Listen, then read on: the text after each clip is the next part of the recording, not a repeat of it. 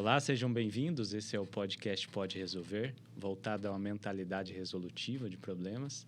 Eu estou hoje aqui com a Wanderleia Leite, presidente do Sindicato dos Policiais Penais do Paraná. Seja bem-vinda, Wanderleia.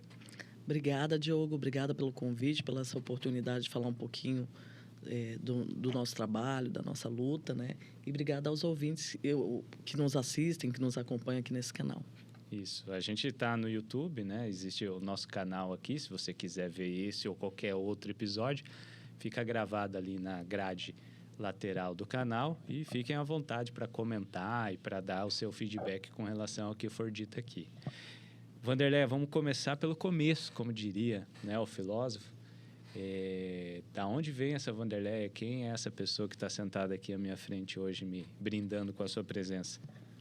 Bom, eu vim de Goiás, né? Tenho hoje 42 anos, mas estou aqui no Paraná há cerca de 20 anos, né? Um pouquinho mais aí. E atualmente estou presidente do Sindicato dos Policiais Penais, sou policial penal, mãe de 2 crianças, o Benjamin e a Alicia, e esposa do Gustavo. Boa. E lá na tua infância, você já pensava em ser policial? Qual que era a tua ideia quando criancinha lá em Goiás? Eu dizia desde que era criança que eu ia ser advogada, doutor Diogo. Ah, é? Ó, pode vir. Depois aí, já vamos dar inscrição na OAB lá. Vou mandar meu currículo. Mas você chegou a cursar Direito? Como que foi essa trajetória? Na verdade, eu fiz Direito, sou bacharel em Direito, né? Não atuei propriamente na área. Durante a faculdade, me apaixonei. Dizem que a gente se apaixona por penal e casa com direito, né? Mas comecei a ter interesse pela área penal, queria ser delegada de polícia civil, né? Mas acabei fazendo concurso para policial penal. E o concurso da Polícia Penal foi o teu primeiro concurso ou você teve outras experiências? Porque hoje em dia o pessoal, né, tem quase que uma profissão de ser concurseiro. E você vai fazendo até alcançar os seus objetivos ali. No teu caso, foi de primeira tentativa ou teve outros antes? Na verdade, eu fiz faculdade de Direito em Curitiba, né? E para me sustentar, subsidiar os estudos ali, eu trabalhei no IBGE, no Censo Demográfico de 2000. Estou me sentindo velha. Na apuração e digitalização ali dos dados, né? Naquela época ainda era assim. Quem é mais dessa geração nova vai falar, meu Deus, do que ela está falando, Ana? Eu sou da época que o pessoal ainda preenchia formulário à mão, né? Hoje é tudo moderno. E também trabalhei no CEMEI, Santa Quitéria. Fui funcionário do município, da Prefeitura de Curitiba. Cuidar de criancinha? Sim. Nossa, naquela época não tinha exigências de pedagogia, a legislação mudou, mas cheguei a atuar aí 1 ano e meio, mais ou menos, num CEMEI. Entendi. E quando que você ingressou na carreira, né? Na época era agente penitenciário, hoje em dia é policial penal, mudou a nomenclatura. Em que ano que você entrou nessa carreira? Eu assumi o concurso em 2009, né? Foi um concurso que teve ali entre 2006 e 2008, que foi o único que foi voltado só para preencher vagas femininas, né? Então, eram 100 e poucas vagas. Eu vi a oportunidade ali de ter uma carreira dentro do Estado, né? Na época, se a remuneração era atrativa e ter uma segurança, né? Uma segurança sendo funcionária pública.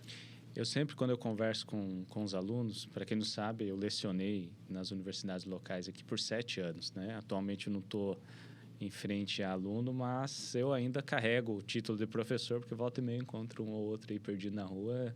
É um título assim que me enobrece. Ô, professor, tal. E eu sempre perguntava para os alunos qual era a profissão que eles queriam seguir, né? Porque no primeiro dia de aula de Direito, você tem lá 40, 80 pessoas na tua frente, você quer saber por que elas estão ali. E a grande maioria quer concurso público pelo mesmo motivo que você me falou agora, pela segurança, pela estabilidade. Sim. Né? E é muito interessante essa busca da segurança. Você falou que esse concurso foi lá em 2008, 2009, né? Que você ingressou no serviço público. E uma coisa que eu sempre pergunto para as pessoas que sentam aqui é a expectativa versus a realidade. Né? Quando você está ali sonhando com a tua desejada vaga no concurso público, você tem uma expectativa. Você fala, nossa, vou ser policial, vou fazer isso, vou fazer aquilo. E quando você chegou, foi nomeada, qual foi a tua sensação, chegar na unidade? Porque é um ambiente diferente do que a gente está acostumado a lidar no dia a dia. Eu sempre falo que, assim, trabalhar na área de segurança é um desafio, né? Então, você tem que ter perfil para esse trabalho. Às vezes as pessoas vão de encontro a esse trabalho e veem que não é a área dela. Mas você tem que se afastar um pouco dos seus sentimentos ali, de se humanizar demais naquele ambiente, porque é um ambiente que quem está privado de liberdade não quer estar naquela condição. E você é o braço do Estado dentro do sistema penitenciário, né? Então, tem que ter reflexos, uma expertise de trabalhar ali, e isso acaba moldando o perfil, né? Às vezes a gente entra até com uma visão muito, a gente fala como civil, né? Muito, às vezes um pouco ingênua, e você vê que você precisa ter um olhar atento, mais apurado para aquele ambiente, porque você precisa sentir o ambiente prisional para evitar uma rebelião, evitar uma fuga, sentir como é que está aquele ambiente. Então, muda muito o seu perfil, a sua atenção, a sua concentração através desse trabalho, né? É isso que eu ia te perguntar, assim, às vezes quem olha de fora fala, não, mas a pessoa está presa, você está ali fazendo a guarda do instituto ali, da unidade, e você, entre aspas, né, tá ali olhando, você não está se movimentando ou fazendo alguma coisa muito extenuante fisicamente. Mas essa atenção que você tem que ter, né, essa concentração, é igual dirigir, né? Você está sentadinho ali dirigindo, mas você tem que estar prestando atenção para fazer uma ultrapassagem, alguma coisa. E isso acaba esgotando, eu acho que mentalmente, né? Principalmente porque você tem que lidar com muitas pessoas de perfis diferentes e administrar também os interesses, né? Muitas vezes a pessoa que está lá privada de liberdade, ela tem um desejo, uma vontade, ela quer falar com o diretor, ela quer falar com o chefe de segurança, ela quer um atendimento médico, enfim, muitas vezes você tem que ser mediador daquelas situações ali também. E há um conflito entre eles próprios, né? Muitas vezes você tem que separar ali, fazer alguma intervenção. Essa questão mental, assim, você pesou em algum momento, falar assim, poxa, realmente é mais pesado do que eu imaginava olhando de fora? Olha, eu acho que, de modo geral, pesa para qualquer servidor que trabalhe nesse ambiente, né? E aí você precisa buscar mecanismos fora do ambiente prisional para você fazer o seu refazimento emocional. Senão, realmente, isso te sobrecarrega e você acaba levando isso para a sua vida pessoal. A gente sempre fala dos casos de adoecimento em razão do trabalho, depressão, até problemas que reverberam no físico, né? Questão de pressão alta e etc. Tudo isso acontece se você não tiver uma vida externa com qualidade, com a família, tentar ter um lazer e se afastar um pouco daquele ambiente. Então, nesse sentido, é pesado, sim, mas precisa ter o perfil também para trabalhar nesse ambiente, que as pessoas que estão ali não querem estar privadas. Você lida também com familiares dos detentos, né, que vão fazer as visitas nos finais de semana, tem a visita de crianças. Então, assim, é bem complicado você conseguir separar a pessoa Wanderleia do profissional policial penal Wanderleia ou qualquer outro servidor. Acho que daria esse diagnóstico aqui, essa posição, né? E a penitenciária, o sistema penitenciário, a cadeia, que a gente fala, às vezes, quando está muito quieto o ambiente, é porque você tem que ter uma atenção até redobrada naquele aspecto. Então, você está sempre em alerta, né? Sim. E você falou do ingresso, você morava em Curitiba na época, mas qual que foi a tua primeira lotação? A gente está gravando em Foz do Iguaçu, então você veio para Foz do Iguaçu? A minha primeira lotação foi Foz, na Penitenciária Estadual de Foz 2, né? E depois passei por outras unidades dentro de Foz do Iguaçu. Passei pela cadeia pública Laudemir Neves, né? Na época ainda não tinha a separação física e completa da feminina e do masculino na cadeia pública, né? E por fim, atualmente lotada na PF1, Penitenciária Estadual de Foz 1, mas estou no sindicato, né, liberada para atividade sindical, que a gente acho que ainda vai falar um pouquinho aqui. Sim. Quando você estava ali no dia a dia, no exercício da atividade propriamente dita, tem um jargão que é utilizado pelos servidores, que é o fundão, né? O fundão de cadeia, que é aquela pessoa que realmente está lidando ali no dia a dia, está abrindo cela, está fazendo a movimentação, está fazendo as revistas que são necessárias. Você chegou a cumprir essa atividade em alguma das unidades? Na feminina. Na feminina, Na feminina, sim. E na masculina, a atuação da policial mulher ela é mais limitada, ela não entra em contato diretamente com os presos. O que é exercido ali na unidade masculina? Na época que eu estava à frente ali das atividades, ainda éramos agentes penitenciários, então não tínhamos assumido outras, outras ações que hoje a gente faz, né? Como escolta, muralha de presídio, a guarda externa das unidades e a administração em si. Mas naquela época a gente fazia a revista dos familiares, né? Que vinham nos finais de semana, sejam o mãe, pai, cônjuges, os filhos, né?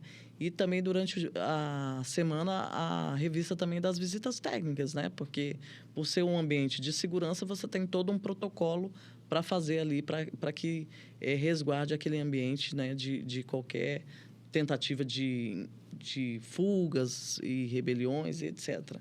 Além disso, também a censura das correspondências, né? Então, tinha todo um outro trabalho que era feito, né? Agora, essa realidade mudou com as novas atividades que a gente passou a exercer. Só para quem não está habituado, censura não é aquela censura de imprensa. O que é a censura das correspondências que você fez na época? Não sei se hoje ainda se aplica. Na verdade, assim, a gente... Porque, assim, você tem um trabalho também de inteligência, de interceptar se o detento está tentando praticar alguma ação criminosa e tudo mais, seja no ambiente interno ali, de fugas e evasões, ou até que o crime aconteça fora, né? E a revisão das cartas ali, das correspondências, era um mecanismo importante, porque se a gente visualizava ali que tinha a tentativa de maquiar algum tipo de comunicação para perpetuar algum tipo de crime, a gente precisava passar para o setor responsável e aí é feita todo um trabalho de cooperação com as outras polícias. Hoje, a gente está muito mais avançado, inclusive, nessa questão de cooperação e integração através da Polícia Penal, de combater as organizações criminosas e atuações no mundo afora, né? Fora dos presídios. Sim. Em que momento veio a vontade de fazer parte de uma carreira, vamos colocar assim, paralela, que é a atividade sindical? Né? Porque quem está nos assistindo, geralmente, né, olha o sindicato e fala, poxa, sindicato, legal, tal. Mas talvez não saiba como funciona a estrutura por dentro. Assim. Em que momento que deu esse estalo? Falou, não, vou participar disso, vou ajudar a construir algo melhor para o futuro. Bom, fazendo faculdade de Direito, você já tem, assim, um senso de justiça, né? De que as leis aconteçam, sejam respeitadas, né? E quando eu comecei a trabalhar, tive problemas no campo micro, né? Desde assédio moral e outros servidores. Não foi uma particularidade só minha, acontece, né? Na esfera micro, você passar por situações assim, infelizmente, né? Não deveria acontecer. Mas o ponto, assim, que eu acho que foi um divisor foi quando tentaram mudar a nossa escala de serviço, né? Nós tínhamos lutado muito, o sindicato tinha atuado para ter uma escala mais salubre, mais saudável, que era a escala 24 por 48 e 12 por 60, né? Para quem é de fora, talvez fique difícil um pouquinho de entender. E eles queriam primeiro voltar a escala feminina para 12 horas por 36, então você vai mais dias durante a semana para os presídios, né? E a gente, através da organização sindical, fez um movimento, uma reunião para rechaçar a possibilidade dessa retomada.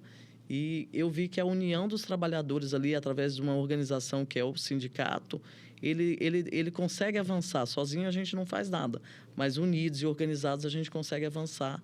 E a gente reverteu essa mudança, foi significativo. E a partir de então comecei a participar, ainda não sendo diretora, né? Porque eu sempre digo que sindicato somos todos nós, é a organização de trabalhadores mesmo. E aí fui depois para a gestão propriamente do sindicato, hoje estou presidente. Entendi. E até fazendo um paralelo, né, eu faço parte do meu sindicato, vamos colocar assim, da minha organização de classe, que é a Ordem dos Advogados do Brasil, né? Sou conselheiro aqui em Foz, coordenador das comissões. E eu vejo esse papel, né? A gente tem uma comissão específica da defesa de prerrogativas do advogado, que é interessante ter essa atuação institucional para que não haja essa pessoalização com relação ao problema. Veja assim, ó, se você tem um problema, se eu, Diogo, tenho um problema com o juiz X ou com o delegado Y, se eu for lá bater de frente, todos os outros problemas que eu tiver ou os processos que eu vou ter dali para frente, muitas vezes vai ter aquela pessoalidade. Cara, não, mas aquele advogado mala veio aqui, brigou comigo e tal, não sei o quê. Então, você leva o problema até a OAB para que ela né, através dos seus representantes, atue no melhor interesse ali, porque é um direito, enfim, é uma prerrogativa do advogado. E eu vejo a atuação sindical muito parecida nesse ponto, né? Porque a gente acaba recebendo muitas demandas e muitas vezes você vai lá falar em nome do sindicato sem dar o nome de quem te fez a reclamação, na maioria das vezes, diga-se de passagem, né? Para realmente proteger aquela pessoa, que ela não sofra nenhuma perseguição e brigar. Então, assim, a função do diretor sindical, presidente, é um tanto quanto de advogado, né? Porque você falou que queria advogar, você está advogando. Na verdade, você não está advogando no sentido profissional, mas você está exercendo, né, essa função de pleitear algo pelo direito dos outros. Isso é muito interessante. Você sente isso no dia a dia? Sim, porque, em primeiro lugar, você recepciona o problema daquele servidor, daquele filiado, né? Então, tem um trabalho até de absorver, de ter empatia, de entender. Depois você precisa pensar como é que você vai encaminhar aquele problema que ele te trouxe para tentar chegar na solução, né? Para forçar o Estado ou para, num diálogo com o Estado, resolver. E a gente atua desde o problema individual, o micro, até o coletivo. E resguardando aquele indivíduo que, às vezes, a gente precisa resguardar mesmo a figura dele, a imagem dele, porque fez uma denúncia de alguma irregularidade e tem medo desse assédio, dessa perseguição, de uma transferência, né? Porque isso muitas vezes acontece no serviço público e o sindicato faz essa atuação. E quando a gente estuda, você tem que estudar a legislação para ver se é pertinente, em que caminho tomar, até para você ir amparado para conversar com o gestor, para conversar com o governo, para sentar numa mesa de negociação.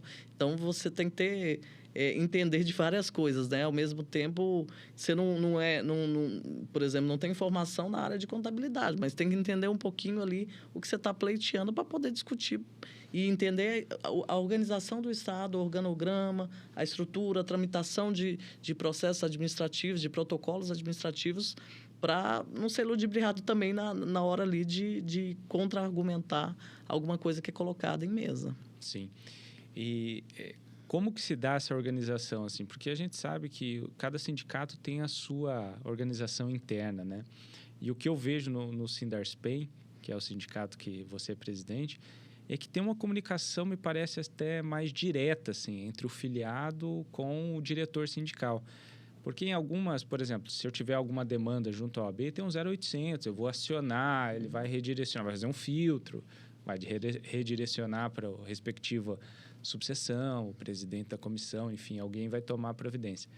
Mas no Sindarspen não me parece que é assim. Eu já, como advogado do Sindarspen, né? Eu recebo algumas mensagens assim que muitas vezes você tem que fazer, você mesmo faz o filtro, eu acredito que você também tem essa questão. Então, o primeiro ponto, assim, em que casos que o Sindarspen atua? Porque muitas vezes a gente recebe algumas demandas que são fora, digamos assim, da cobertura jurídica do sindicato. Uhum. Mas você, como que você recepciona isso? A pessoa entra em contato direto contigo, tem um número geral para entrar em contato? Quando o filiado está lá na ponta e precisa resolver um problema dele? Olha, nós somos 28 diretores, né? A diretoria total é composta por 28 diretores, mas pela legislação estadual, atualmente a gente tem liberados para atividade sindical apenas 4, né? Então, é muito pouco para o numeral de servidores filiados, que graças a Deus a gente tem um percentual de filiação, assim, cerca de 95% da categoria é filiada, porque acredita na organização sindical, acredita no Sindarspen. E esses 4, para dar conta de toda essa demanda, porque os demais estão fazendo escala, estão em missões, né? É um trabalho, assim, de muita entrega, né? Você, às vezes, perpassa as suas questões pessoais para poder atender o filiado. E a gente tem esse trabalho muito de empatia, de estar lidando direto com o filiado. Então, ele te procura. A gente tem, lógico, a estrutura administrativa que ajuda, né, a filtrar. Por exemplo, a gente tem uma rede de convênios e eu particularmente, e os diretores executivos corremos atrás de parcerias para convênios, mas não dá para ficar toda hora atendendo o filiado, por exemplo. Olha, quanto de desconto eu tenho em tal hotel? Humanamente, não tem nem como você lembrar de cabeça de tudo isso e a gente precisa cuidar da pauta salarial, que é essa a nossa prioridade, né? Avançar em relação às questões trabalhistas.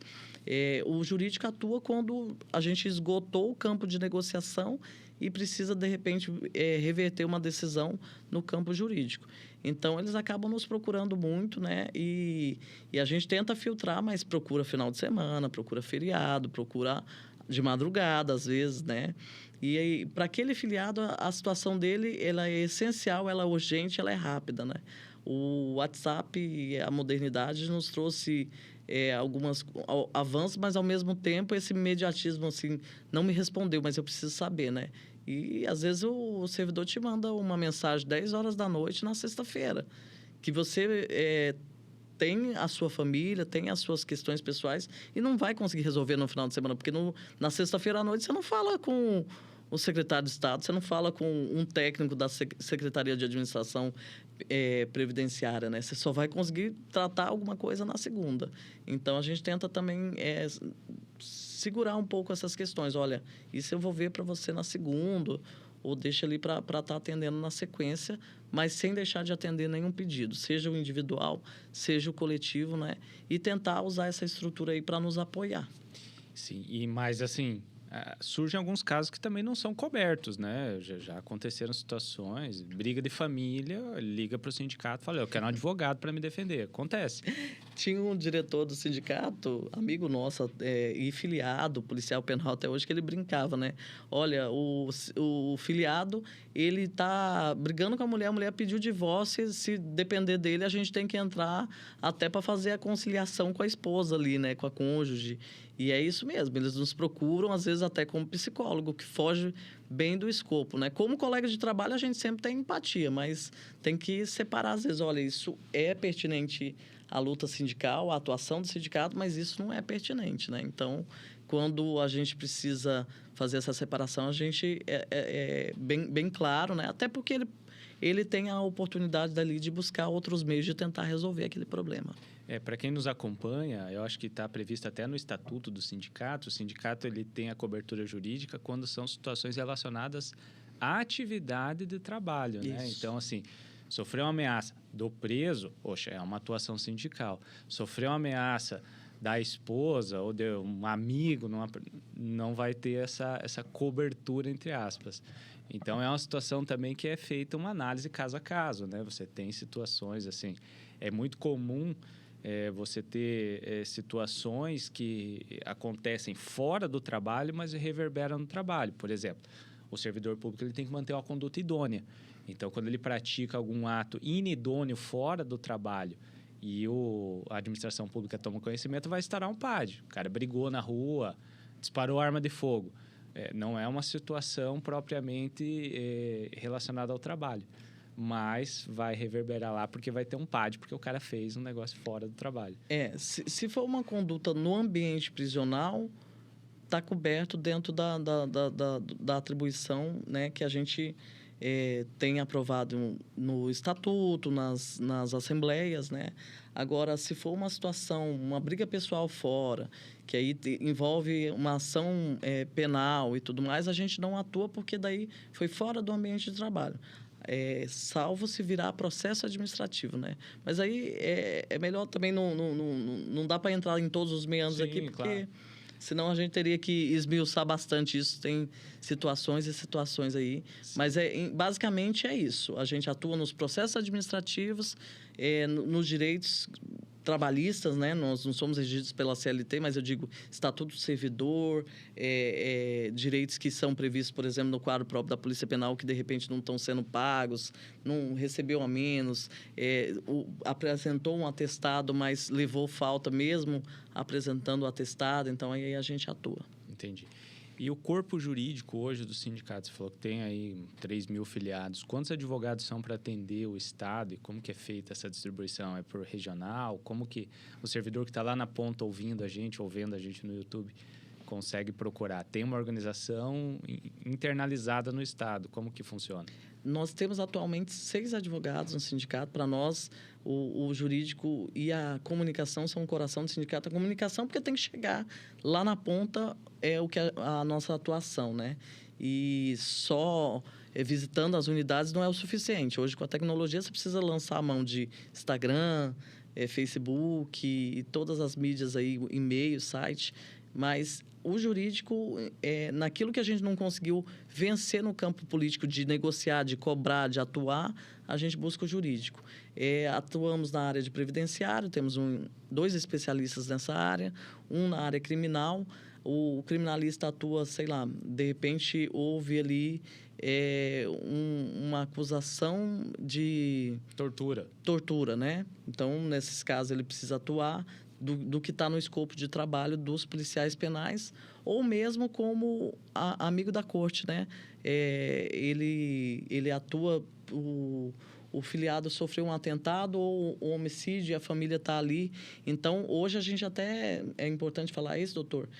Conseguimos que fosse aprovado que o sindicato peça a atuação do amigo da corte como substituto daquela família, porque, às vezes, já teve situações de assassinato de policiais penais para a família não ficar ali entre o acusado, né, o réu, e um possível novo atentado. Então, a gente entra como substituto processual e ele entra nessa atuação. Se o senhor quiser até esmiuçar um pouquinho sobre isso. Essa figura é interessante porque, assim, no Brasil, a gente tem o Ministério Público, para quem não é da área, o Ministério Público ele serve como substituto do interesse individual. Então, ele vai coletivamente tratar a questão dos crimes, principalmente os crimes mais graves, como você mencionou, de homicídio. Então, o Ministério Público ele vai formular a denúncia, ele vai conduzir o processo como detentor da ação penal.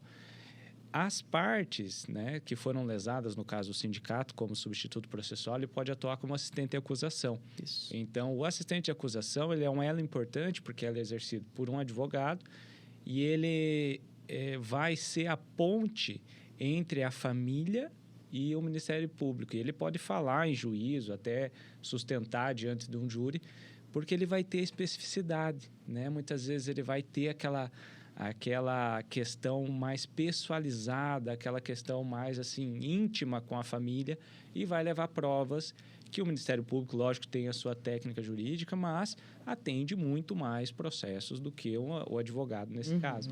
Então, será uma ferramenta importante para garantir a condenação de quem praticou algum mal contra qualquer servidor público ou, eventualmente, familiar em decorrência da atividade. Até tem uma agravante que foi inserida não faz muito tempo no Código Penal, no artigo 121, que é uma situação, uma agravante, uma causa de aumento de pena, para essas situações de atentado contra servidores da segurança pública ou seus familiares. Desses 6 advogados, eu sou um deles, né? E eu quero até contar um caos aqui, vou aproveitar que a Vanderleia está aqui. Eu entrei no sindicato em 2018, se não me falha a memória, né? E eu moro em Foz do Iguaçu, a Vanderleia na época também morava aqui, né? E foi, assim, uma entrevista de emprego, um negócio, assim, muito formal. Eu não conhecia a Vanderleia, tá? Não é minha amiga. Eu nunca tinha te visto, Sim. Na verdade. Cheguei com o currículozinho, tal, assim, Diogo, tenho, né, 7 anos já, que estava advogando na época. E professor universitário, tá aqui, tem mestrado e tal. E ela fez uma entrevista, assim, aquela entrevista, assim, como se estivesse entrando aquela sabatina do STF, sabe? 2 horas de entrevista ali. E daí, no final da entrevista, falou, não, gostei do teu perfil, mas quem dá a palavra final é a Petruska, que era a presidente da época, né? Só que a Petruska, ela morava em Ponta Grossa, se não me falha a memória, e ela estaria em Cascavel no dia seguinte. Para quem não está habituado aqui com a região, mas Foz do Iguaçu, Cascavel dá uns 120 quilômetros de viagem ali, de distância, umas 2 horas de viagem, mais ou menos. Então, o combinado era 8 horas lá em Cascavel. Então, eu fui até a casa da Vanderleia, né, no outro dia de manhã, tipo umas 6h15 da manhã. Para quem me conhece, sabe que eu odeio acordar cedo, assim, que eu acordo arrastada, mas eu acordei cedo, fui bonitinho lá, de terno e tal, fazer o social. Chegamos, né, fizemos uma viagem, fomos conversando no caminho, até foi uma oportunidade de nos conhecermos melhor ali. Chegamos no hotel, a Vanderleia ligou para a Petruska e falou assim, olha, estamos aqui no hotel, desce aqui para a gente tomar um café, vou te apresentar o propenso advogado aqui. Qual foi a resposta da Petruska? Mas nós marcamos a entrevista amanhã. Então, eu dirigi lá os 120 quilômetros e não era naquele dia, era no dia seguinte. Então, a gente voltou naquele silêncio, né? E no outro dia, fui de novo lá. Então, foram Ele 3 sempre entrevistas. conta essa história, eu espero ainda um dia me redimir. Mas a pergunta que não quer calar, era o teste para ver se não desistiria mesmo da contratação ou foi uma coincidência do destino? Eu não posso contar aqui que quando eu for entrevistar outra pessoa para trabalhar, ela já vai saber, não posso dar spoiler. Mas eu sou muito grato, são aí 6, 7 anos que a gente já trabalha junto. E nesse entretempo, eu aprendi demais. Eu digo que é uma pós-graduação, assim, porque é uma atuação muito específica. Você tem que... a minha formação é em Direito Constitucional, meu mestrado é nessa área, mas, assim, o direito administrativo, você lidar com PAD, a administração pública, como você disse, é uma organização extremamente complexa e difícil de entender os meios de trâmite ali. E eu acho que também a carreira do policial, como você disse, ele está muitas vezes extremado ali, né? Ele está ali estressado e você lida também como um psicólogo em alguns momentos, Sim. conversando, entendendo. E eu gosto muito desse bate-papo de conhecer as pessoas, né? Então, cada unidade tem a sua, digamos assim, a sua vibe, né? Você vai lá, conversa, tal, e você vê a história da pessoa, né? Ah, eu era policial militar, agora sou policial penal, não, eu trabalhava na iniciativa privada. E a tua função é muito heterogênea, né? Tem até a pessoa mais simples, até o cara que tem uma graduação, um doutorado ali, e continua trabalhando na atividade por amor ao que faz. E eu vejo, assim, que é um tanto quanto difícil, né? Talvez a minha próxima pergunta para você, por exemplo, essa semana eu saí de casa no domingo para adiantar o trabalho, né? E fui até Francisco Beltrão, depois Guarapuava e voltei a Foz. E eu fui ver meu filho de domingo, eu fui ver ele quinta-feira, né? Para você, como que é também administrar isso? Você falou lá no começo que tem 2 filhos, casada. Como que é o dia a dia? Então, doutor, como eu estava comentando, nós somos 4 diretores do sindicato disponibilizados exclusivamente para atuação sindical, né? Dos 28, os demais que compõem a diretoria fazem plantão, escala, missões, então não conseguem ficar com essa dedicação exclusiva, né? E essa dedicação exclusiva para dar conta de cerca de 3 mil policiais penais no estado todo do Paraná, porque nós temos aí pelo menos 10 cidades que têm base de penitenciárias fora as delegacias, né? Então, nós temos policiais penais e filiados e esparramados por todo o estado, né? E a demanda daquele servidor para a gente, às vezes são 20, 30 servidores que te procuram no dia, mas para ele é exclusivo. Eu tentei falar com a Vanderleia e ela não me respondeu ainda, né? Então, com a tecnologia, ela nos ajuda, mas também nos atrapalha, porque hoje a gente tem muito esse caráter imediatista, né? E tendo 2 filhos, esposo, e viajando, né? Às vezes, você não sabe nem em que cidade está, só deve ter essa sensação. Às vezes sai de Guarapuava, né? Porque o doutor Diogo atua em Foz, Guarapuava e Beltrão, atualmente, pelo Sindarspen. E você amanhece em Guarapuava, no outro dia está em Beltrão. Então, você já não sabe mais nem em que cidade que você está. Tem toda uma logística para fazer essas viagens. Então, você tem a pré-viagem e o retorno da viagem, né? Às vezes chega cansadão, passou a noite inteira num ônibus, né? Que viajamos de todos os meios possíveis para alcançar esse filiado, para atender, para estar junto à base. Então, tem o desgaste físico, o desgaste mental de estar pensando sempre soluções de como encaminhar, como fazer. Como o doutor falou, a gente advoga, né? Porque a gente assovia e chupa a cana no sindicato, literalmente. Faz petição, faz ofício, tenta entender a estrutura, ligar para um técnico que às vezes te auxilia ali, te explica, não é assim que funciona. Então, para você saber os meandros e onde vai, quais são as esferas de atuação, então tem toda uma dedicação. E às vezes o filiado ele está lá na portaria, né, que é quando ele saiu ali para tomar um ar do ambiente prisional, conseguir ir lá ligar para a família para saber como ele está, porque dentro do ambiente prisional, para quem não sabe, os servidores não entram com celular. Então, ele tem que sair da unidade penal para conseguir ter acesso a esse celular e, às vezes, dar uma ligadinha para o cônjuge e saber como é que está a família. E é nesse momento que ele lembrou de alguma coisa e ele quer a ajuda do sindicato. Mas, às vezes, esse momento é à noite, né, depois das 18 horas, né? É num feriado, né? Já aconteceu de servidor procurar. Às vezes é uma coisa urgente, claro, a gente precisa atender. Mas às vezes não é tão urgente assim, né? Ah, por que não chegou aqui a minha camiseta de brinde?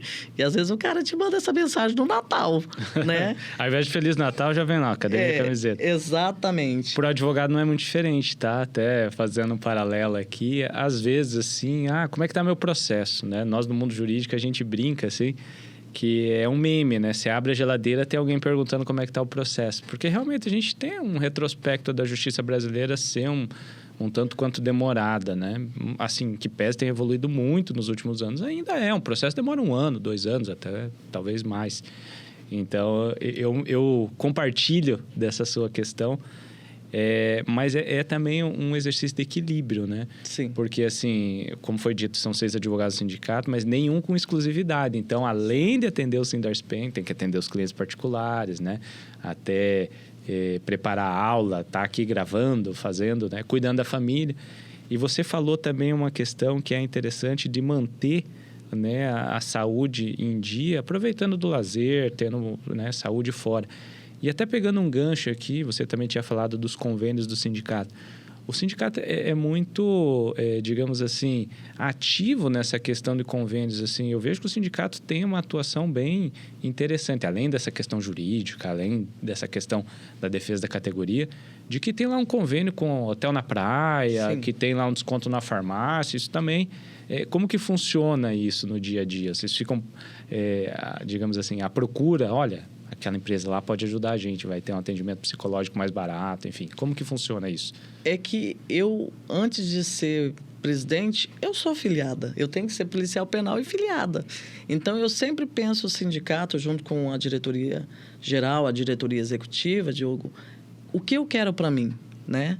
Então, eu vou tentar fazer sempre o melhor, sempre. Porque se eu resolver aquele problema, eu estou resolvendo para mim. Mesmo que aquele problema pontual não seja meu, mas ele já vira um precedente para eu tentar resolver outros. Que pode ser que lá na frente eu me depare com esse mesmo problema. E se eu tenho oportunidade de trazer uma qualidade de vida, seja com um desconto, com um convênio, que a gente faz as parcerias, a gente tenta fazer. E eu sou assim, às vezes até o pessoal fala, é muito centralizadora, né? A gente não dá conta de tudo, mas eu tento e junto com a equipe a gente se esforça. Eu vou lá para conhecer o local. Não, eu quero ver se aqui eu traria os meus filhos, se eu traria o meu esposo. Porque se eu achar que eu não traria, eu acho que ele não serve para os filiados. Trazer qualidade de vida e tentar fazer preços acessíveis para que ele possa realmente... Não, eu peguei umas férias aqui, eu quero passar uma semana numa sede de praia em Guaratuba. Consegui fazer um convênio lá, ajudou a vida dele. Ele vai ter mais qualidade com a família, vai fazer...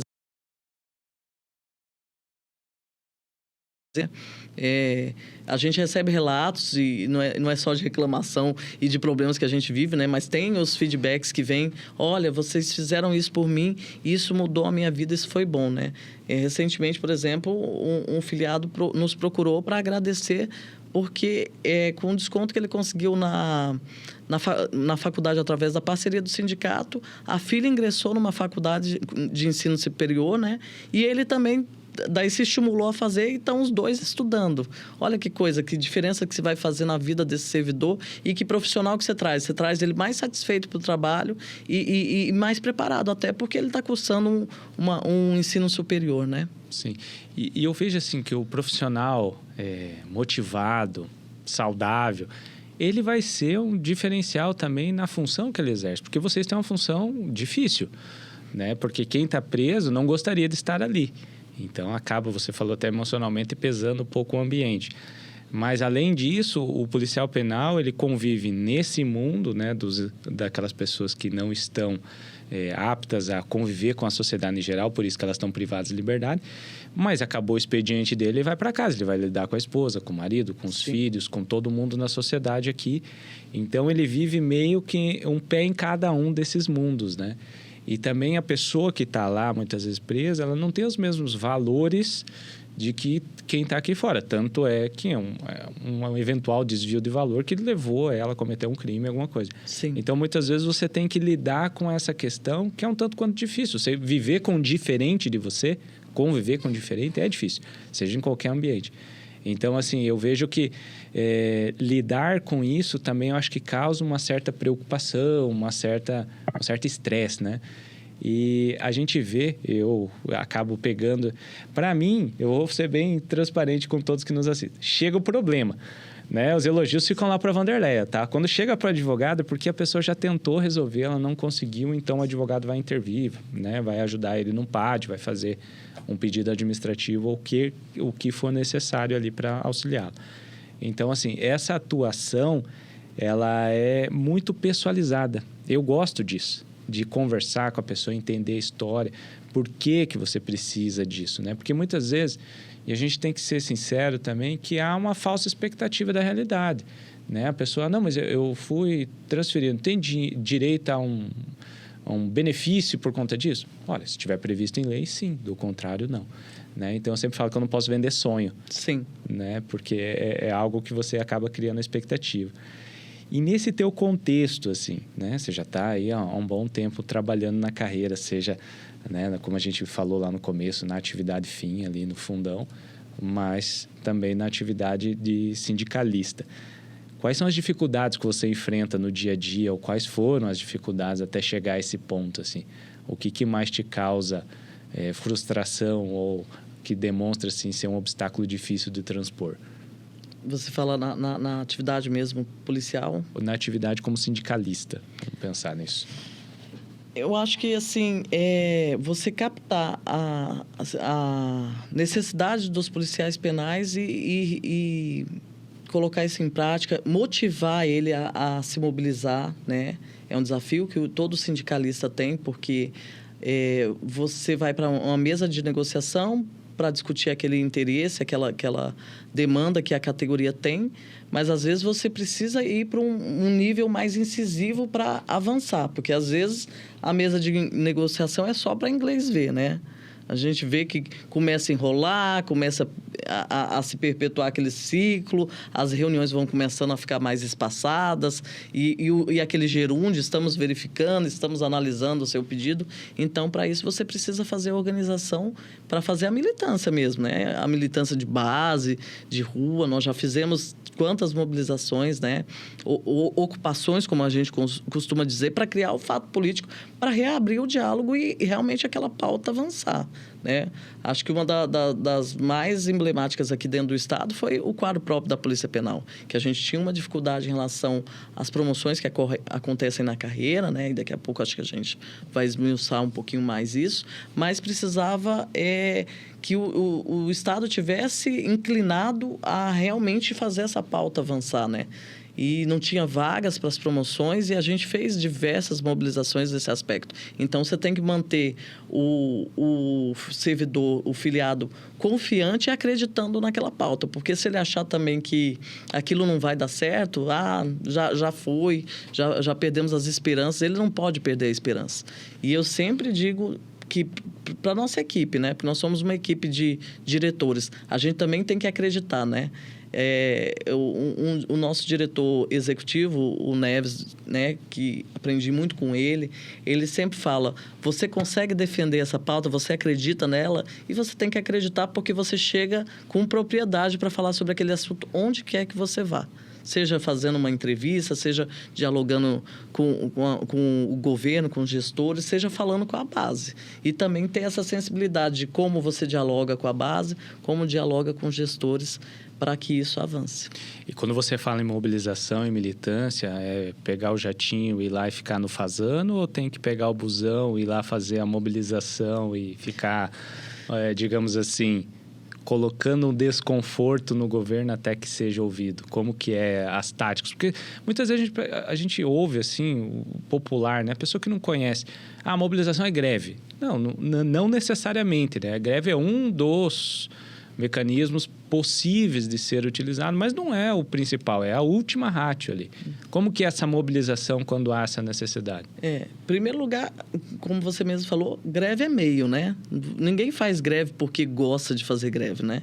Então, eu falo isso até para a sociedade que nos assiste, né? Que às vezes acha que o sindicalista quer fazer greve, não querem trabalhar. Não é nada disso, né? Assim, é uma das instâncias que você faz para fazer avançar aquela pauta. E tem que causar desconforto. E a gente já passou por N coisas, né? E desde ônibus que quebram no meio da estrada, né? O ar-condicionado que não funciona dentro do ônibus e você está ali com 40 e poucas pessoas fazendo o trajeto. Principalmente eu que iniciei as atividades em Foz, então de Foz até a capital, que é onde acontece, é o centro político, onde você senta na mesa de negociação, é uma jornada para chegar, né? Mas graças a Deus a categoria acompanha, nós precisamos ficar muitas vezes fora, longe da família, né? Então viaja para, uma hora tá em Beltrão, outra hora tá em Guarapuava, outra hora tá em Curitiba, para alcançar mais servidores. Às vezes você fica 4, 5 dias, hoje com a escala que muitas unidades estão fazendo, 24 por 72. Então, você vai para uma cidade, para você alcançar o maior número de servidores, você pega 4 equipes. Então, às vezes, você sai de casa na segunda ou domingo e volta só na sexta, né? Quantas vezes eu tive que sair de casa no domingo porque o horário do ônibus era mais viável ali, ou o voo também, né?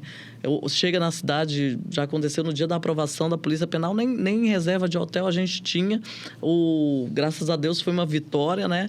E a gente saiu dali sem saber nem onde é que ia dormir, né?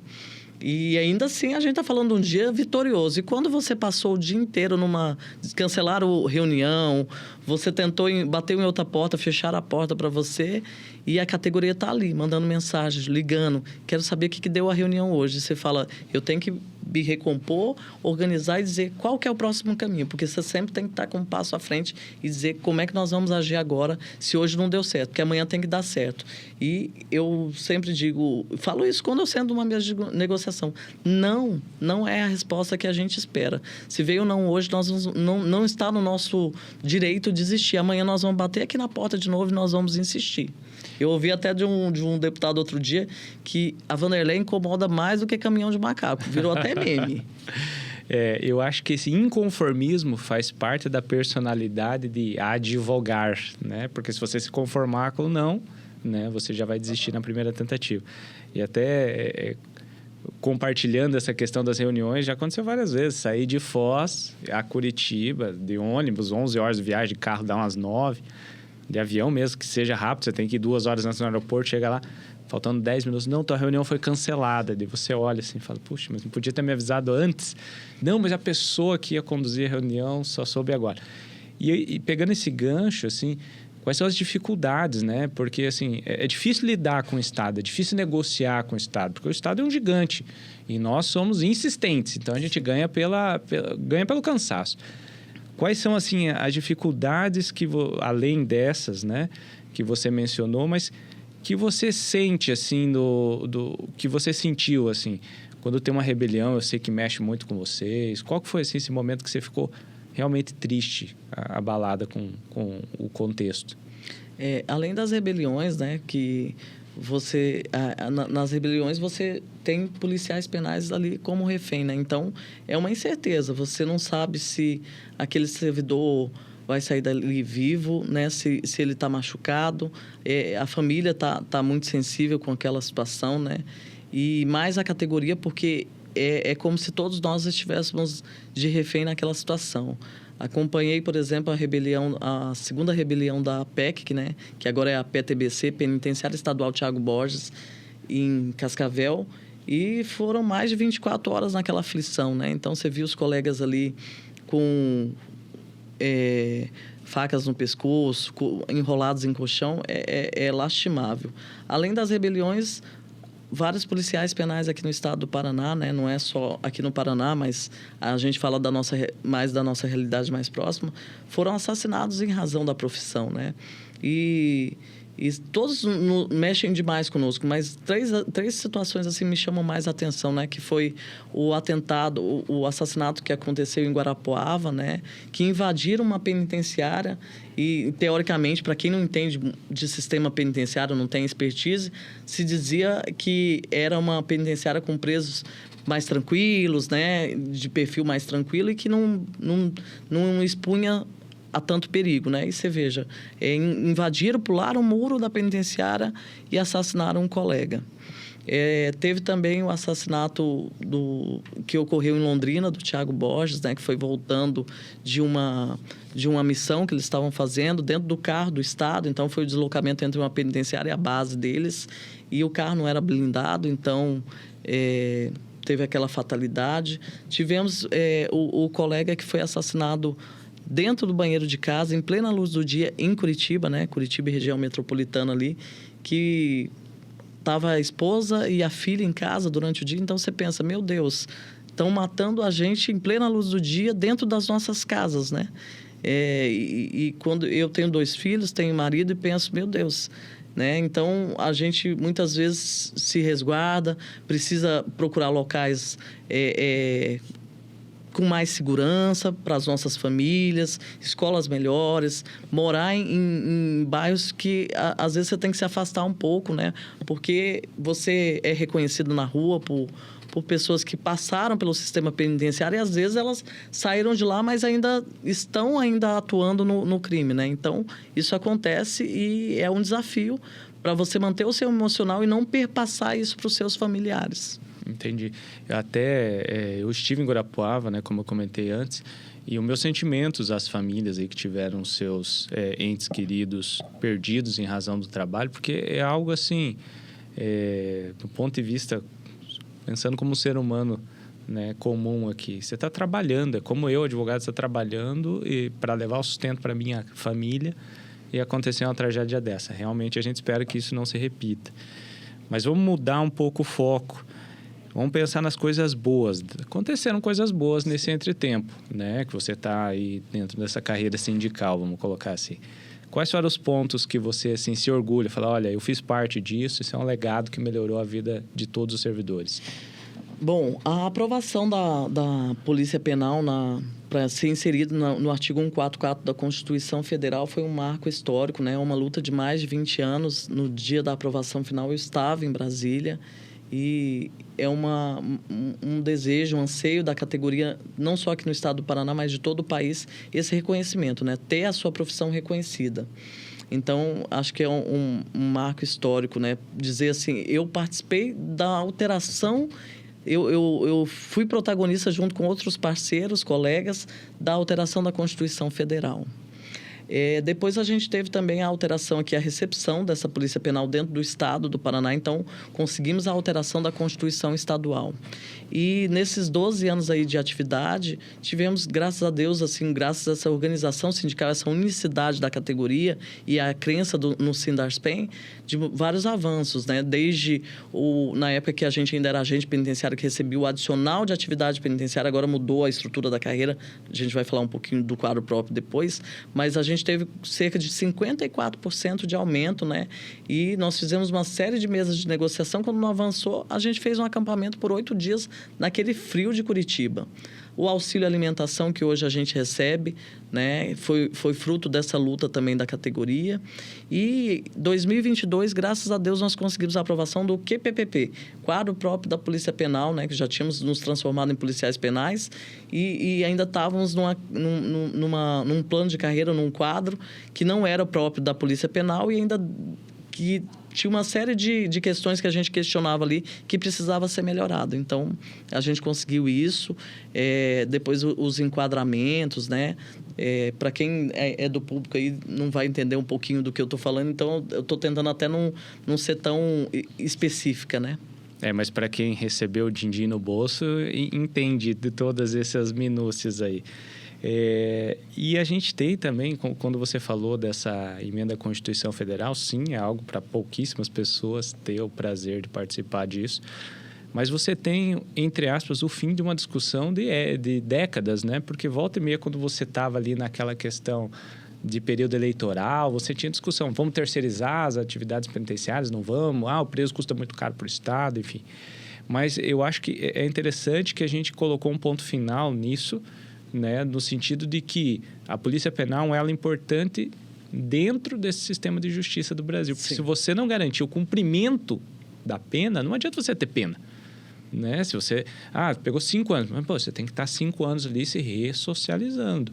Né? Então, você tem que ter a figura ali para garantir isso, impor limites, segurança, regras, né? Para que quando essa pessoa sai, ela tenha minimamente uma noção de regras, né? De convívio em sociedade.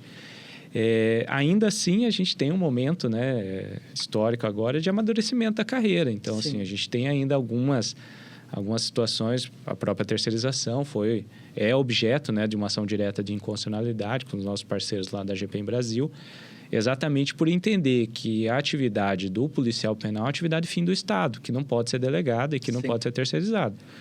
Então, é uma ação que está andando, teve alguns precedentes, se não me falha a memória, do Maranhão já teve alguma coisa nesse sentido.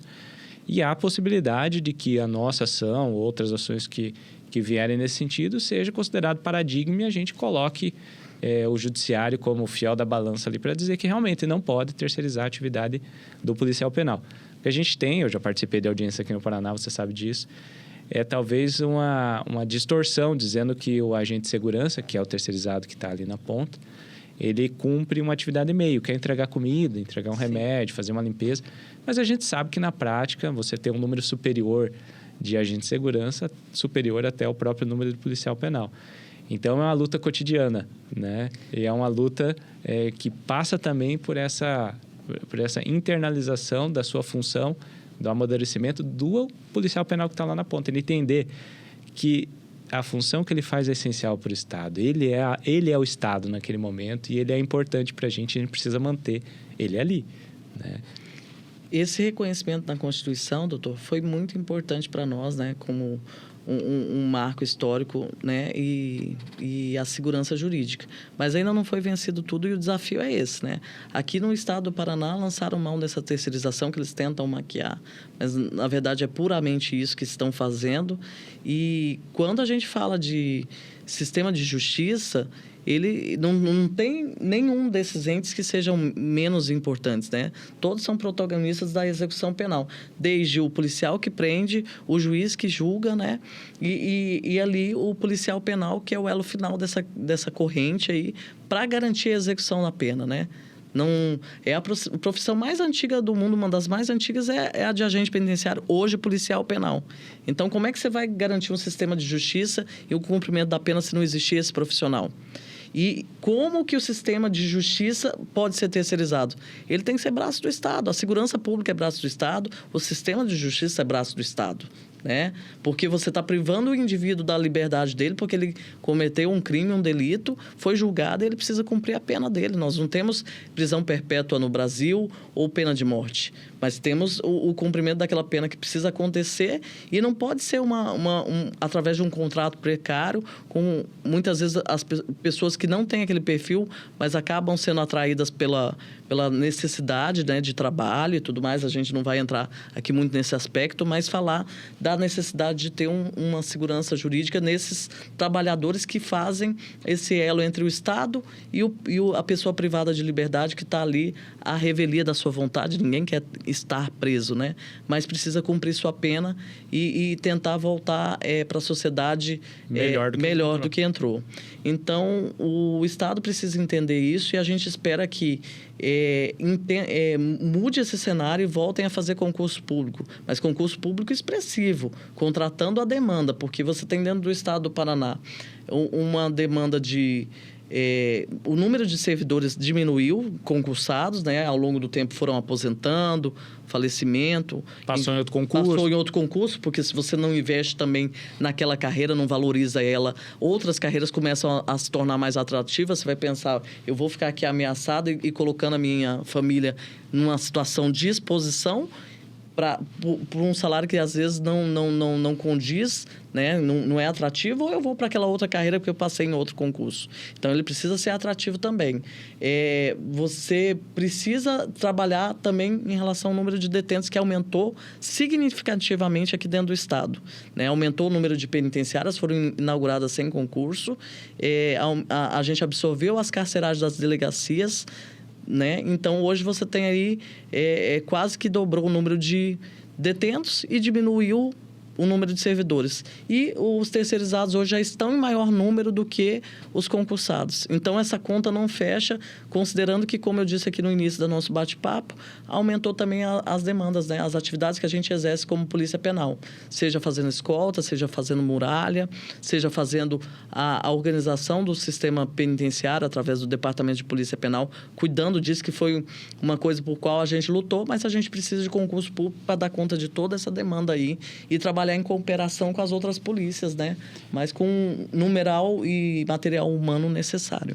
E tem uma frase que representa isso, né? Nós somos tão fortes quanto o nosso elo mais fraco, né? Então, se você tem uma dessas categorias aí, seja o judiciário, se tiver pouco servidor, o processo vai demorar, não vai trazer a justiça a contento, o policial que está lá ostensivo, o policial militar, ou a polícia judiciária, ou o policial penal, você vai acabar comprometendo o sistema todo. Mas esse processo de amadurecimento, eu acho que passa também por algumas vitórias que a gente teve no Poder Judiciário, né? Há de se reconhecer que o jurídico do Sindarspen, até trazendo os méritos a todos os advogados aqui, não é eufemismo, não, mas distribuíram, devolveram o que era direito do servidor do ponto de vista financeiro em ações importantes, como a do 1489, que voltou uma boa parte dos valores ali para o servidor, né? O desconto indevido lá, previdenciário, ação do quinquênio, são ações coletivas. A gente tem agora atualmente uma ação discutindo a database, que está no STF, que é colocar dinheiro no bolso do servidor para que ele tenha uma qualidade de vida melhor, trabalhe melhor, tenha um reconhecimento mais, digamos, robusto por parte da administração pública. Porque lá no começo eu comentei com você, o servidor ele busca segurança. E quando você entra no concurso, a regra do jogo posta é que se você trabalhar bem, bonitinho, você vai ser promovido, né? Mas aí muitas vezes chega o Estado, o gestor e fala, não, olha, faltou dinheiro aqui, porque a gente está construindo alguma coisa. Não, esse ano não vai ter database. Então, assim, eu acho que nunca foi feito esse cálculo, né? Mas o jurídico do Sindarspen tem uma atuação destacada nesse sentido. Exatamente, doutor. O doutor Paulo, que também faz parte do nosso quadro aí do Departamento Jurídico do Sindarspen, sempre fala, né? Nós precisamos uma hora fazer a conta de quanto dinheiro a gente conseguiu devolver para os servidores, né? Eu não sou matemática, não sou da área de exatas, né? Nós somos da área de humanas, mas espero que em algum momento alguém faça essa conta. Mas, graças a Deus, através dessas ações coletivas que depois a gente executou individualmente, a gente conseguiu reverter decisões administrativas equivocadas, né? E trazer de volta para o bolso desses servidores esse dinheiro, né? Esses percentuais, essas indenizações, né? Vamos dizer assim. Temos uma expectativa aí grande nessa ação da database, por exemplo, né? Que ainda não reflete tudo que o governo deixou de nos pagar, né, doutor? Porque foram cerca de 6 a 7 anos sem pagar o reajuste da inflação, né? Nós não estamos falando de aumento de salário, só para que quem nos acompanha entenda, mas é a reposição que todo trabalhador tem, né? Na iniciativa privada, cada categoria tem ali seu piso e suas recomposições anualmente, e o governo do Estado deixou de pagar aí por 6, 7 anos. Isso achatou os salários dos servidores do Estado, e com a Polícia Penal isso não foi diferente, né? Então, quando a gente fala dele ser braço do Estado e essa carreira está trazendo muito mais de sabor do que louros, né? De ter uma qualidade de vida, de poder colocar o filho num colégio melhor, porque recebeu ameaças, poder morar num bairro melhor, não é privilégio, é tentar resguardar um pouco a sua família de toda essa entrega que ele faz para a sociedade paranaense, sabe? E a gente vinha falando, né, da questão dos avanços conseguidos ali pela equipe jurídica, e é interessante também que o sindicato ele não repassa esse custo, né, com um percentual dos honorários do desconto ali, ou dentro do valor recebido pelo seu servidor, né? Vocês têm uma política do honorário zero que vocês, como sindicato, abarcam o custo dos advogados para que o servidor não tenha que despender valores para o pagamento desse serviço que é incluso, digamos, na filiação, que é algo raro de se acontecer, né? A maioria dos sindicatos a gente vê que tem ali uma cobrança que chega até 20%, 30% do valor do êxito da causa. Então, assim, é algo também um diferencial, né? Com certeza é um diferencial.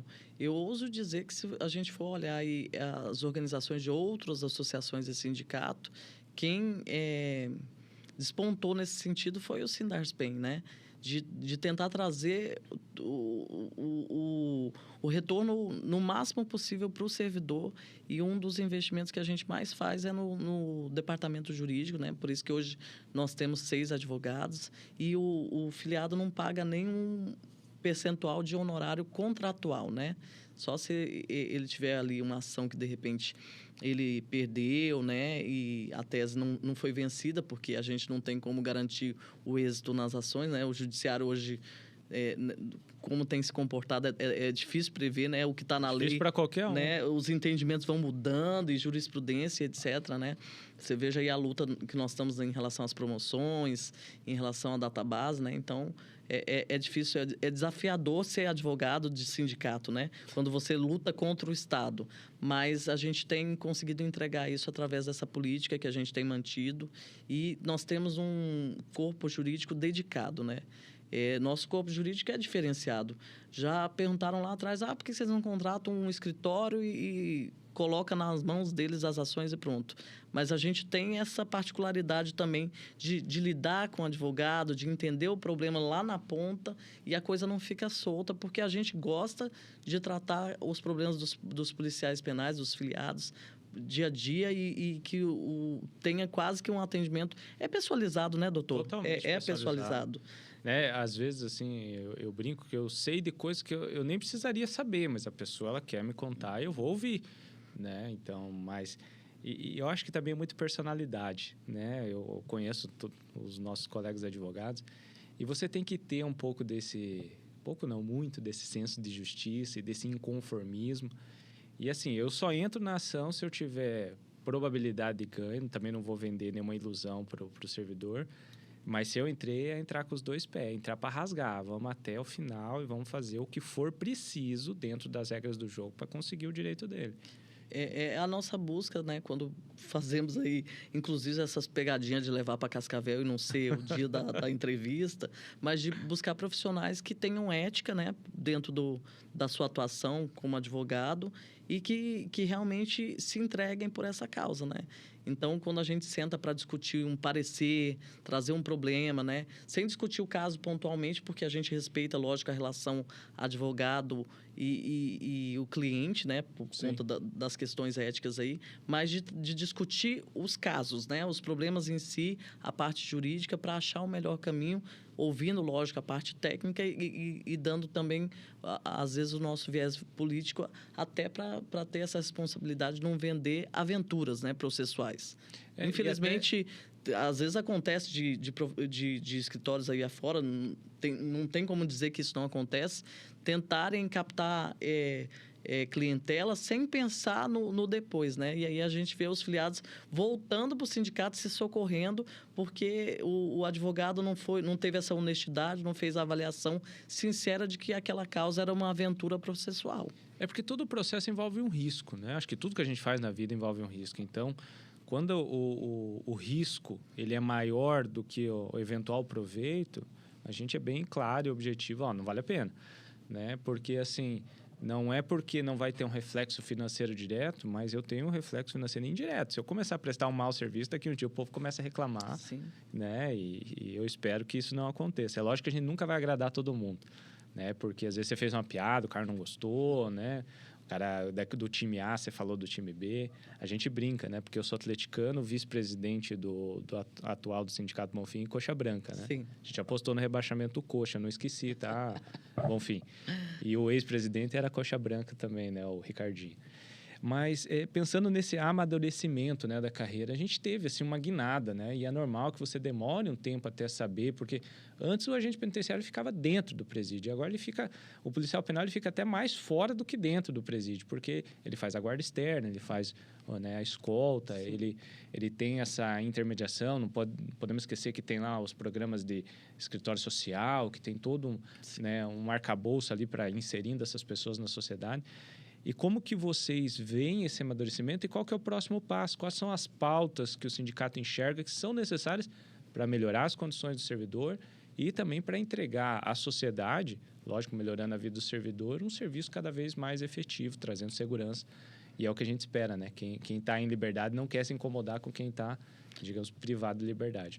Como eu falei, né? A grande luta era para a gente poder administrar o sistema penitenciário, porque quem entende, tem perfil e expertise do sistema são os policiais penais. E hoje a gente administra, né?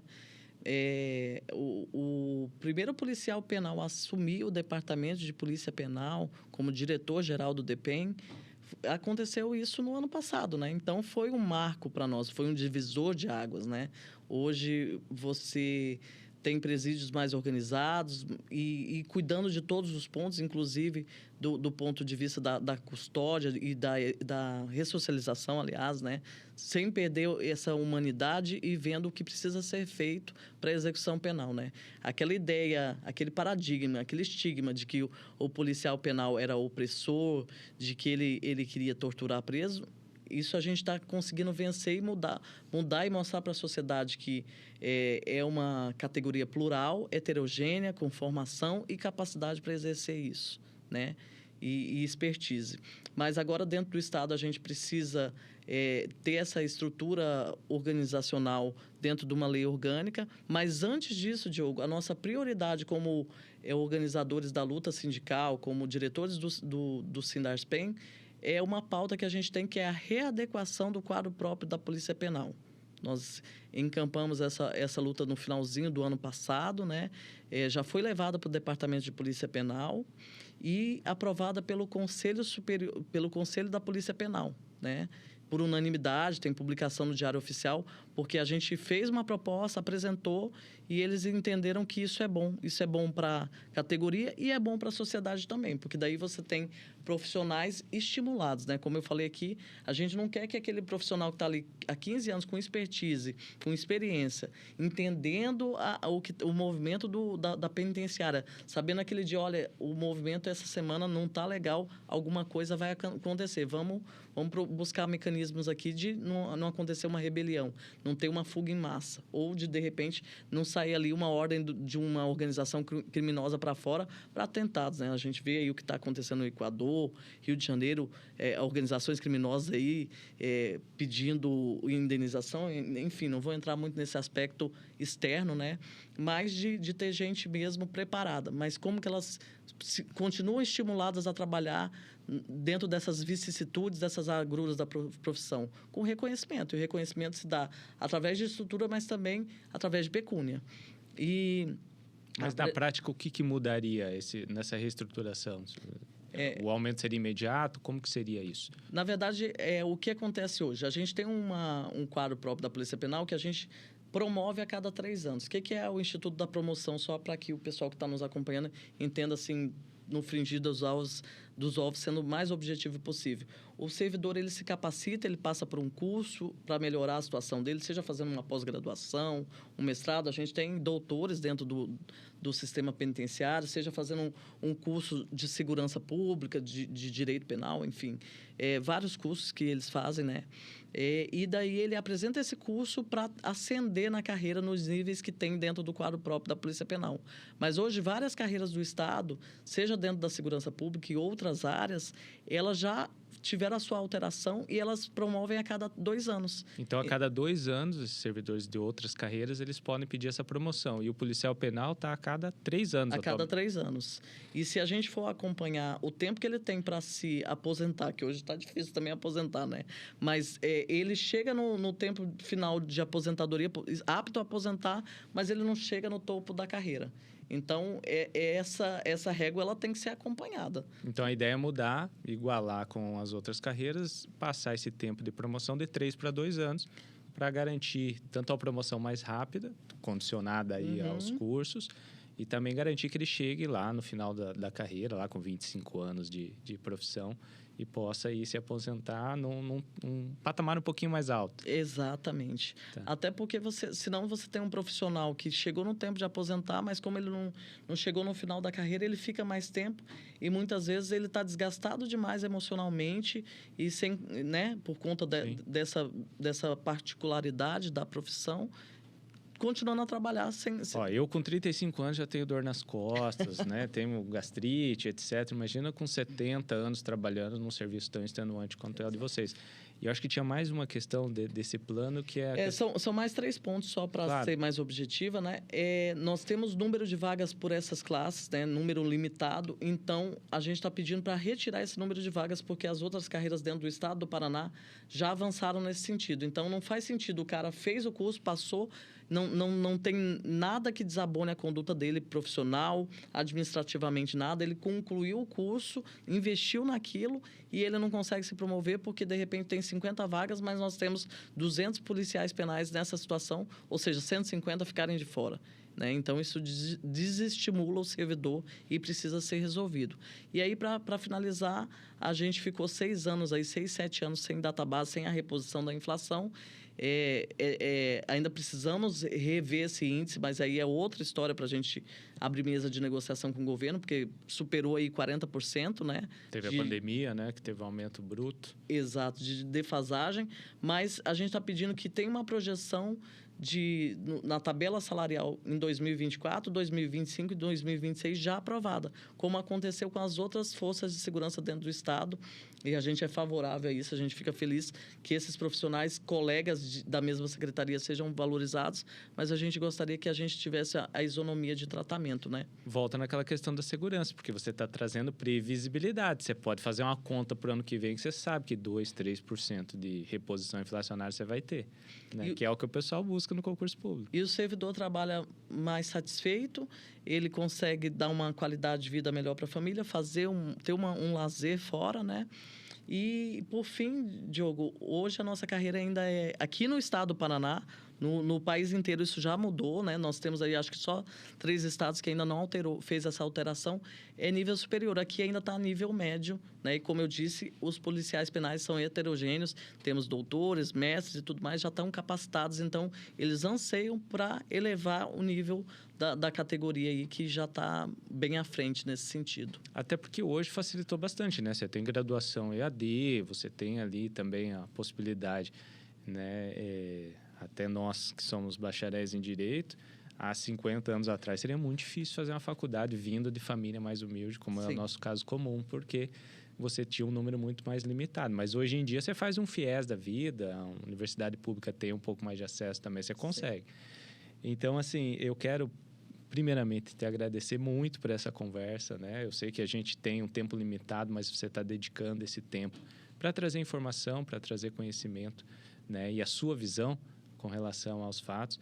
Eu quero lembrar a vocês que todas as informações em detalhes que a gente conversou aqui, seja ação da terceirização, seja ação da database, todos os convênios que a Wanderleia falou que tem, está tudo no site do Sindarspen, é sindarspen.org.br, né? Isso mesmo. Porque eu sei que a gente sofre, eu também me coloco nesse bolo, de uma falta de leitura, vamos colocar assim. O pessoal coloca no grupo lá do WhatsApp, mas passa batido. Sim.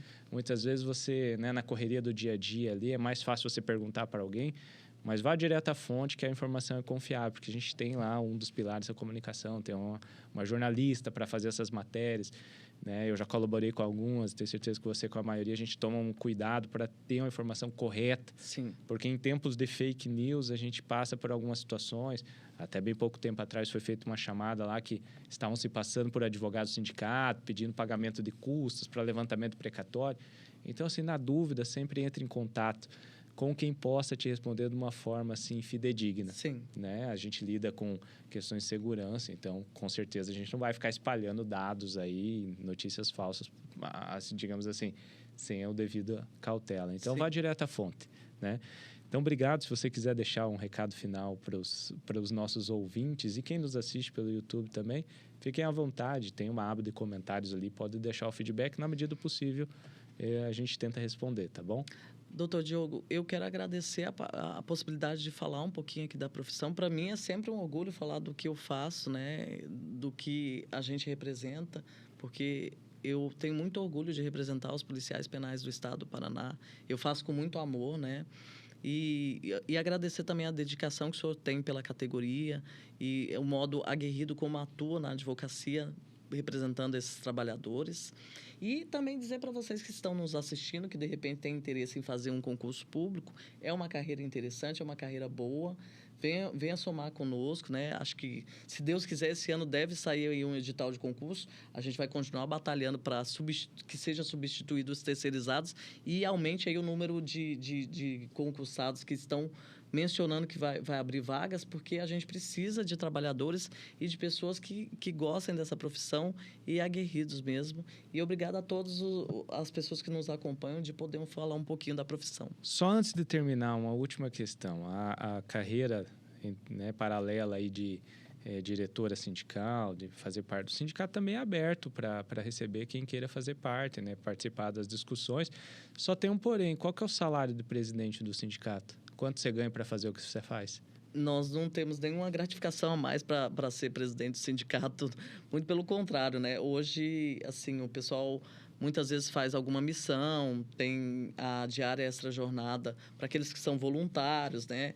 E para que fazem escolta, né? Então, tem essas diárias aí. Mas como a gente está fora da atividade, a gente não faz extra-jornada, não faz escolta. Na época que recebia ainda adicional noturno, agora mudou, né? Não recebe, também não recebíamos, né?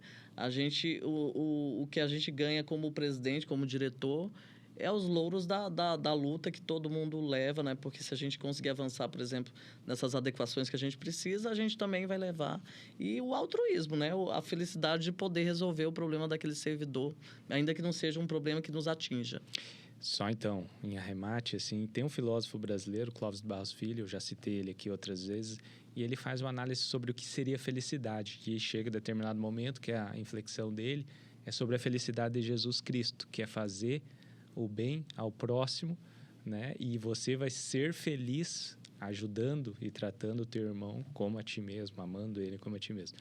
Então, me parece muito isso. Eu brinco também na OAB é igual, né? Ser conselheiro, ser coordenador, o salário é zero. Para trabalhar de graça, tem vaga para todo mundo, né? Então, continua essa trajetória. Eu tenho certeza que tem aí um período de mandato e tem muito trabalho pela frente, mas com o trabalho cotidiano, a gente vai conseguir chegar lá. Tá Vai bom? sim. Obrigada, Diogo. Até mais. Tchau, tchau. Tchau, tchau.